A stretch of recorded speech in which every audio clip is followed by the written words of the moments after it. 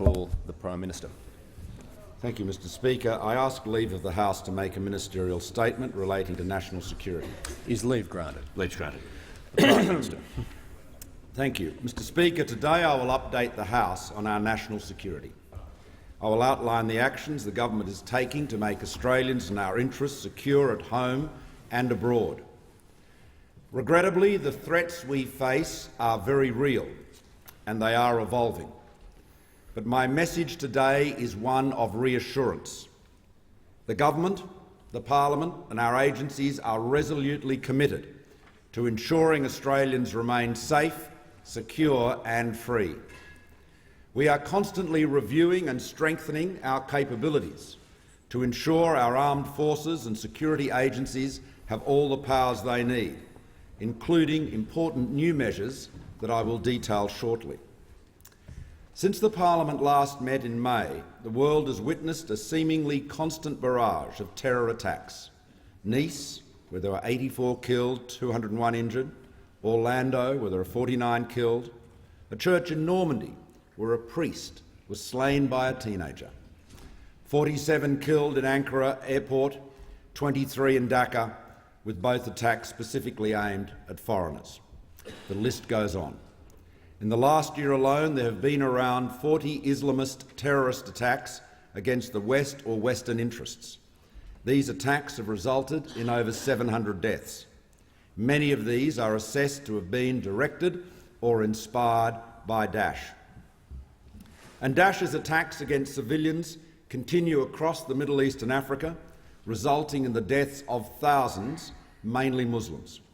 In July, we saw the deadliest single attack conducted by Daesh in Afghanistan, with around 80 killed and 230 injured by suicide bombers in Kabul. Reports of attacks inspired, encouraged or instructed by Daesh and other terrorist groups have become a regular feature in our newspapers and news bulletins. Now Daesh and the broader threat from terrorism is not the only security challenge we face. Indeed, today we live in an uncertain and complex strategic environment, from territorial disputes in the South China Sea to Middle Eastern conflicts, tensions on the Korean Peninsula, instability in parts of Africa, broken borders in Europe, as well as threats of pandemic disease, financial crisis and climate change. But Daesh is presently the most immediate security challenge that directly affects us all, our military and police, our communities, our youth, and it is therefore my focus today. We cannot pretend Daesh-related terrorism is merely a distant problem, a scourge that threatens people in places less fortunate than our own. In Australia, it is now 2 years since the national terror threat level was elevated to the level now known as probable. This increased threat was largely a consequence of the traction Daesh was getting from a growing number of Australians. Since then, there have been 3 terrorist attacks in Australia, and in each case the attacker claimed allegiance to or was inspired by Daesh. In those 2 years, our law enforcement and security agencies have successfully disrupted a further 10 terrorist attacks. 9 of these featured individuals with some form of allegiance to Daesh. In this period, 47 people have been charged as a result of 18 counter-terrorism operations around Australia. That's over half of all terrorism-related charges since 2001. In order to defeat this despotic and barbaric movement, we are working closely with our friends and allies to destroy it at its core, its so-called caliphate in Syria and Iraq. Daesh framed its rapid territorial expansion to create the false illusion of inexorable conquest, while its declaration of a caliphate helped it to generate delusions of religious legitimacy and historical grandeur. To promote Australia's safety, our first objective must be to expel Daesh from its occupied territories and destroy all of its pretensions of statehood. That is why a 400-member Australian Defence Force Air Task Group is conducting airstrikes over Daesh strongholds in Iraq and Syria, and a similar number of ADF personnel are training and assisting Iraqi ground forces. In February, Mr Speaker, I updated the House on the Coalition's efforts to halt Daesh's momentum. I noted that to do more than just stem its advance and to see an actual turning point, we needed to demonstrate that Daesh was being defeated in the field. Now the tide has turned in the Middle Eastern fight against Daesh. Thanks to the efforts of the Iraqi armed forces and their coalition partners, including the ADF, Daesh has lost close to half of the territory it held in Iraq and up to 20% of the territory it held in Syria. We estimate its numbers of fighters have been cut by about a third. This is no small achievement, and it's due, in part, to Australia's very significant and effective military contribution. The terrorist group's monthly income has fallen by an estimated 30% since the middle of last year. In June, Daesh suffered its highest net territorial losses in over a year, including key ground near the Turkish border and in the last city it controlled in Iraq's Anbar province, Fallujah. Iraqi forces raised the Iraqi flag over Fallujah on 17 June, and Iraqi military leaders announced the city's full liberation on 26 June. This progress is critically important because it demolishes Daesh's myth of invincibility and inevitable victory.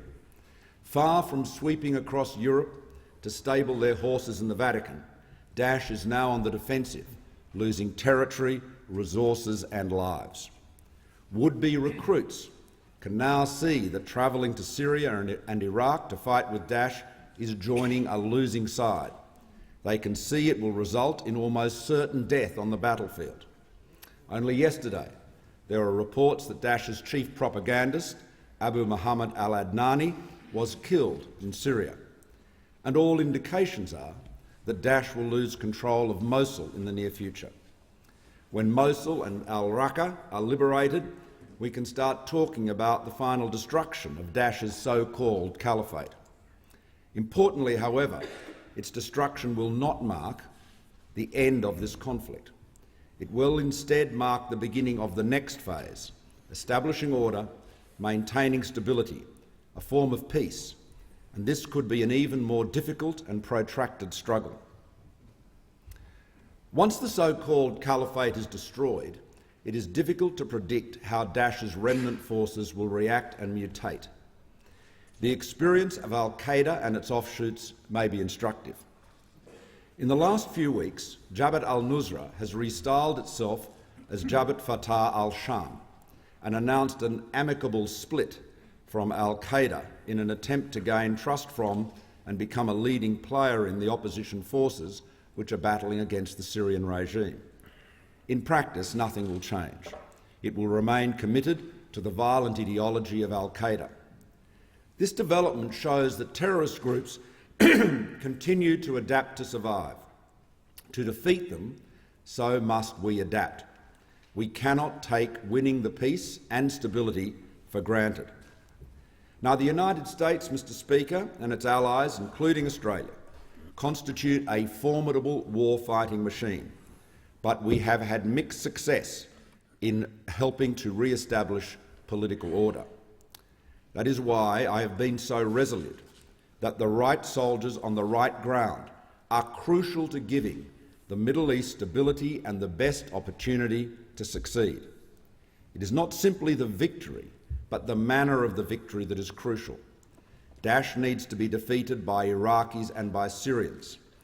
Our air support, our trainers, our special forces are of vital importance, but it is essential that Syrians and Iraqis take the lead, win the victory and then keep the peace. The retaking of Ramadi and Fallujah are good examples. This is the context in which we expanded the mandate of our Building Partner Capacity Training mission to include Iraqi law enforcement agencies. Iraq's law enforcement agencies will have a key role in defending, holding and stabilising the areas liberated from Daesh. Helping train these law enforcement agencies to hold and stabilise territory will assist Iraq to take responsibility for its own security and provide security for Iraq citizens as they return to their cities. That's why we will be in the Middle East for a while yet. But first, we must disrupt, degrade and ultimately defeat Daesh. And to do this, we must allow the ADF, on the front line of this fight, to have the powers they need. We must target Daesh at its base, and with lethal force, no exceptions. In January this year, as we were on our way to visiting our troops in Iraq and Afghanistan, the Chief of the Defence Force advised me of a legal anomaly which meant that we were not empowering the ADF, in particular our Air Force, to be as effective as they could be. Under international law, all members of an organised armed group such as Daesh can be targeted with lethal force, subject, of course, to the ordinary rules of international humanitarian law. This is a reasonable and conventional approach adopted by the armed forces of our key allies across the world. But there is a legal argument that Australia's domestic law is more restrictive than international law. This legal risk posed a major challenge to the effectiveness of our operations. It meant that the ADF's targeting base in Iraq and Syria was restricted, and we could not operate as freely as our coalition partners. So I can announce that the government has reviewed its policy on targeting enemy combatants and earlier this year made an important decision to ensure our forces are empowered to act against Daesh in Iraq and Syria to the maximum extent allowed by international law. And we will move quickly to introduce the necessary amendments to the Commonwealth Criminal Code that will bring our domestic laws into line with international norms. This means that ADF personnel will be supported by our domestic laws. They will be able to target Daesh at its core, joining with our coalition partners to target and kill a broader range of Daesh combatants, which is consistent with international law. This will ensure that our efforts in Syria and Iraq are resolute and effective, and our forces are fully empowered to roll back Daesh. Now, Mr. Speaker, let me make myself very clear to those who contemplate joining Daesh. Take up arms against us and you will join the over 60 Australians and thousands of other combatants who have already been killed in the Iraq and Syria campaign. Mr. Speaker, in the short term, unfortunately, the risk of terrorist attacks is rising as our battlefield success against Daesh grows. Whether it is Nice, Orlando, Würzburg, Istanbul, Jakarta or Sydney, Daesh is inspiring, encouraging and directing many more attacks now than when it was expanding its territory in Syria and Iraq. As Daesh loses ground, it will try to find new ways to incite fear and division and propagate the illusion of momentum. Clearly, Daesh's propaganda and the extremist narrative appeals to different people for different reasons. For some, the attraction is ideological. They believe in a narrow and extreme interpretation of Islam where there cannot be compromise with anyone, whether Muslim or non-Muslim, who does not submit to Daesh's will. In many cases, Daesh is deliberately and directly sending operatives to other countries to undertake attacks. In others, it is acting opportunistically by recruiting, radicalising and enabling individuals who are already in country and have had no prior history with terrorist organisations. Some of these lone actors and small groups are not deeply engaged with the Islamist ideology, but are nonetheless, due to a range of reasons, including mental illness, susceptible to being radicalised rapidly. We cannot close our eyes to this reality. In the aftermath of the Nice attack, I asked Greg Moriarty, the Commonwealth Counter-Terrorism Coordinator, to engage with our agencies to examine the challenges posed by so-called lone attackers and how we are best placed to thwart those attacks. I will receive and consider the findings of this review shortly. As Daesh suffers military defeats, it is expanding its networks into Europe and also into our region. It is quite possible that the next mass casualty attack on Australian victims will be somewhere in Southeast Asia, where Daesh propaganda has galvanised existing networks of extremists and attracted new recruits. Indonesia, Malaysia, the Philippines and Bangladesh have suffered terrorist attacks over the past year. Many are expecting further attacks. And I know many of these governments are concerned about the implications of returning terrorist fighters, just as we are alert to the risks posed by returning fighters to Australia. My ministers and I have been active in reassuring our regional neighbours that Australia will work with them to further strengthen cooperation to mitigate the risks. We are committed to working with our regional partners to preserve the security and stability of our region. And the threat, Mr. Speaker, is not just confined to the Middle East, Europe or Southeast Asia. The perpetrators who carried out the 3 recent attacks here at home, the Martin Place siege, the Endeavour Hill stabbing and the murder of Curtis Cheng, are all dead. But there are still people outside our country, and some within it, who hate the freedoms that we enjoy and would seek to threaten them and undermine them with violence. Around 200 people in Australia are being investigated for providing support to individuals and groups in the Syria-Iraq conflict. So we must not only attack the disease at its source in the Middle East, but redouble our efforts at home. I've often said that strong borders provide a foundation of public trust upon which our successful multicultural society depends. The same principles apply with counter-terrorism.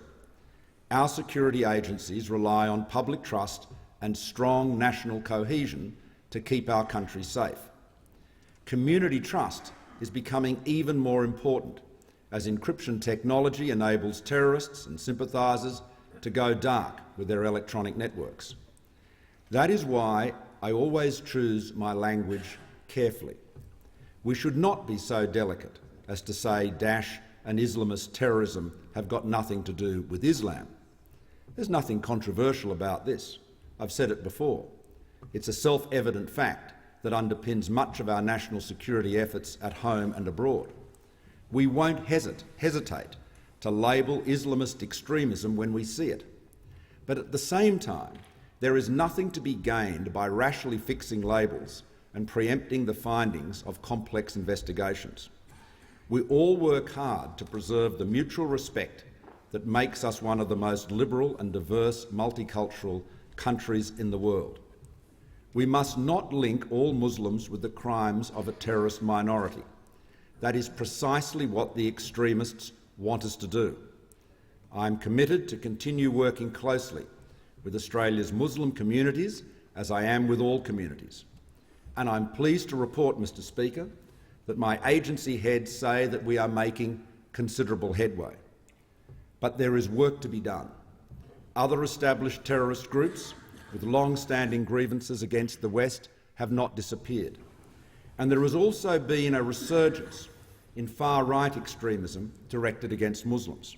In fact, the most recent terrorist attack disrupted in Australia involved a plan by such an extremist. Mr. Speaker, Australia is better placed than many of our counterparts in dealing with the threat of terrorism. Under the Coalition, we have regained control of our borders. The importance of this has been brought home with what I've described as the perfect storm attacking Europe, where Daesh and others have successfully taken advantage of porous borders and uncontrolled humanitarian flows.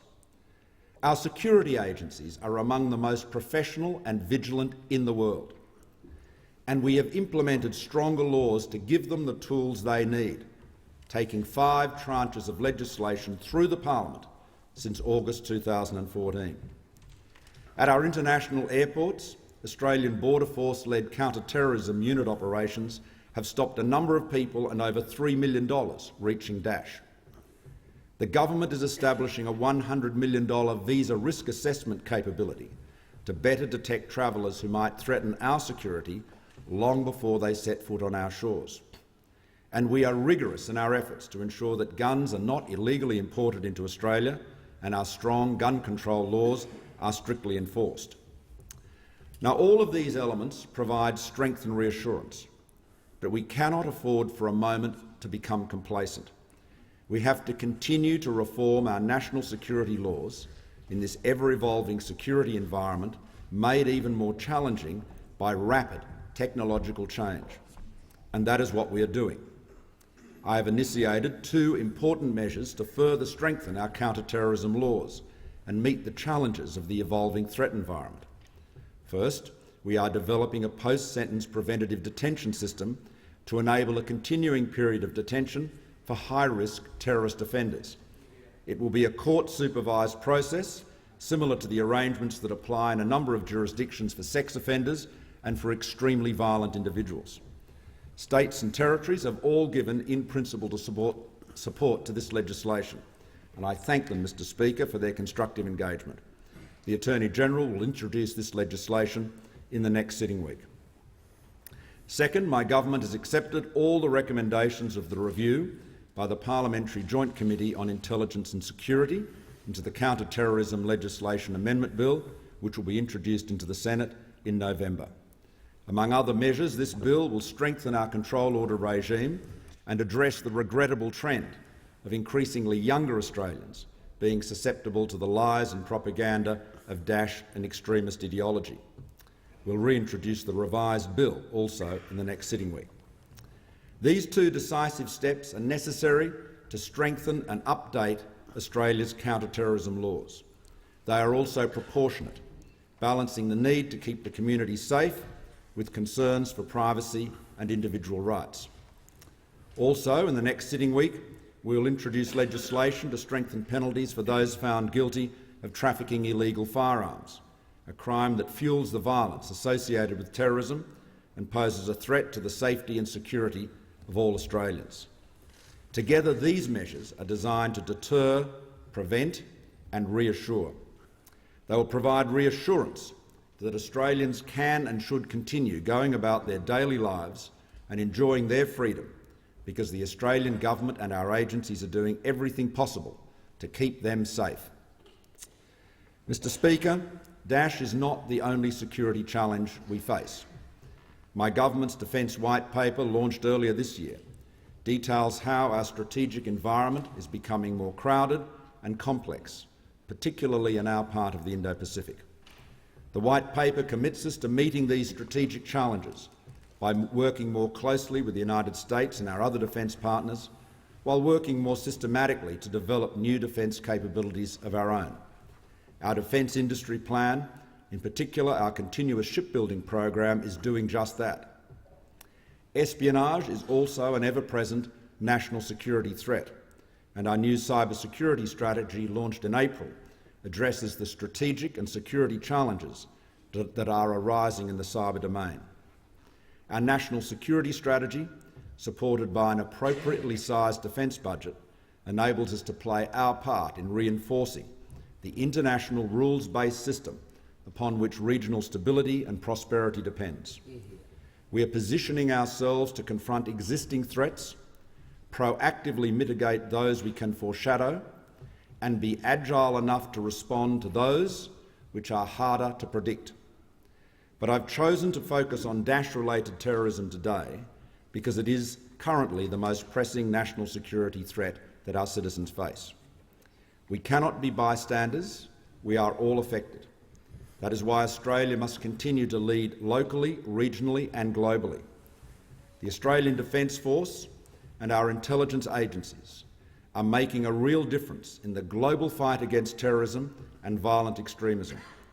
It is my firm commitment as Prime Minister to ensure that our serving troops will continue to have the resources they need and the support they require in this conflict. Similarly, I am just as committed to supporting our veterans of this current conflict and all those that preceded it when they return home. We must combat all of Daesh, including its financiers and its propagandists. It is why we must give our agencies the powers they need to detect, to disrupt, to arrest and to target. Safety and security at home will always be the government's first priority. Success requires strong laws, modern powers and, importantly, it requires social unity. I believe security and freedom are not mutually exclusive, they are mutually reinforcing. We cannot be effective if we are creating division whether by fomenting distrust within the Muslim community or inciting fear of Muslims in broader society. Division begets division. It makes violence more likely, not less. The aim of extremists, including those committing violence through a warped and nihilistic interpretation of religion, is to divide us and to turn our citizens against each other. But we will not let them win. We are stronger when we stand together. We will defeat division and weakness with unity and with strength.